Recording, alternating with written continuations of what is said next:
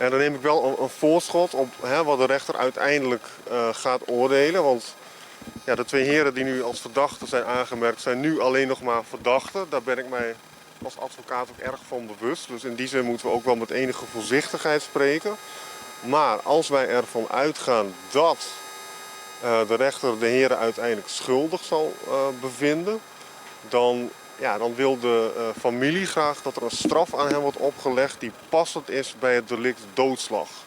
En dat is, zoals u ongetwijfeld weet, een van de ernstigste delicten die het wetboek van strafrecht ook op Aruba kent. De bijzonderheid aan deze zaak is dat twee politieagenten terecht staan. Er was ook veel onvrede in de samenleving over het feit dat de verdachten niet zijn aangehouden, niet in voorarrest zijn genomen. Nou, en de reden is omdat het twee politieagenten zijn. En ja, de vraag is dat terecht? Daarover heeft de familie en heb ik ook discussies gehad met het Openbaar Ministerie. Wij zijn het daar totaal niet mee eens. Maar het valt wel te verklaren in die zin. In Nederland is dit ook de gang van zaken. In Nederland is er een blauwe kamer, heet dat. Een speciale rechtbank voor politiemensen. Als een politieman daar terecht staat, dan formuleert de officier van justitie per definitie een strafeis die heel erg laag is. En de rechter legt ook hele lage straffen op. Ik ga een voorbeeld noemen. In Nederland is een bekende zaak. Was er een jongeman die wou aan een alcoholcontrole ontkomen. En de politie wou deze man koste wat kost kennelijk tegenhouden. Die heeft ook door de cabine van de auto geschoten. Meerdere keren. En de jongeman is invalide geraakt. Een dwarslesie. De jongeman was 28 jaar oud. En wat denkt u dat er voor straf aan deze politieman is opgelegd voor een poging doodslag? Een geheel voorwaardelijke gevangenisstraf. Dat was in eerste aanleg 6 maanden voorwaardelijk voor een poging doodslag waarbij iemand invalide is geraakt. In hoger beroep heeft deze politieman uiteindelijk 1 maand cel gekregen. Nou, dat heeft, denk ik ken de mensen uit die zaak niet, maar dat heeft natuurlijk tot heel veel onbegrip geleid. Want voor politiemensen geldt nu juist dat de lat hoger ligt. Dat heet met een Duitse term de Garantentstellung. Iedereen heeft onder hele moeilijke omstandigheden het recht om bang te worden. Maar voor politiemensen geldt dat dat niet heel gauw het geval kan zijn. Dus politiemensen moeten zichzelf kunnen controleren.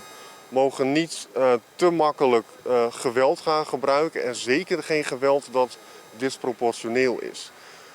En als jij bij een alcoholcontrole op iemand gaat schieten omdat hij niet stopt, dan ben je gewoon per definitie ongeschikt als politieman. Dan is het gewoon klaar. Nou, het is gewoon een caso, gewoon alleen maar verliezers, hoopie impacto, Dino Stoer. En het is gewoon een kost echt heel erg, hoopie erg. Okay. E pelo qual que o comissário de polícia sinti de corte mes na favor de corpo de polícia, bota sinti polícia treedt op wanneer men staat de caso que passa in tribunal?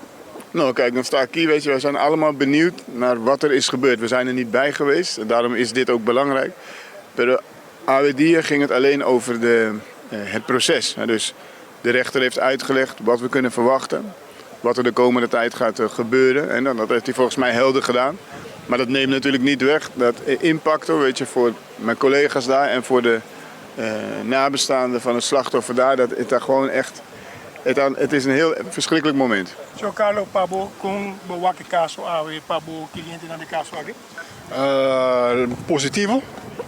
Es en que aunque juez no abade de acuerdo con los onderzoekswens, ela dá nos liberdade para entregar-nos mesmo analise de vídeo não.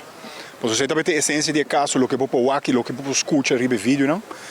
Então, sempre quando nós entregamos rapport de companhia que está confiável, ele por reconhecer, tomar em consideração a hora de defesa. O advogado de Rolando também disse que material dos papéis para o mês. O que você pensa? Não, eu pensei que o problema é de papel para o mês, mas tem uma discrepância entre áudio que tem 2 câmeras. Então, onde não está cana sincron. Dus, não está quadra. Não, é mês. Ok. Dus, o que você escuta, não está o que você wak. Ok. Então, PCI lança essa investigação, o que somente o que você wak. Então, nossa de opinião que, naturalmente, o que não está tudo com não está wak, não está wak. Então, PCI nos faz uma investigação e depois, durante a inhoudelijke behandeling, nós vai apresentar isso. O que fecha aqui também está agora? 20 de fevereiro. É temporada suficiente para tu colocar a investigação e rapport que você tem? Sim, seguro. E já não é a decisão final, mas se cai agora? Minha menina, com o caso está bem, mas a ideia é que o caso vai ser tratado dia 20, dia 23 de fevereiro, possivelmente uitloopdag 26 e depois de 13 em princípio, depois 13 maanden em sentença.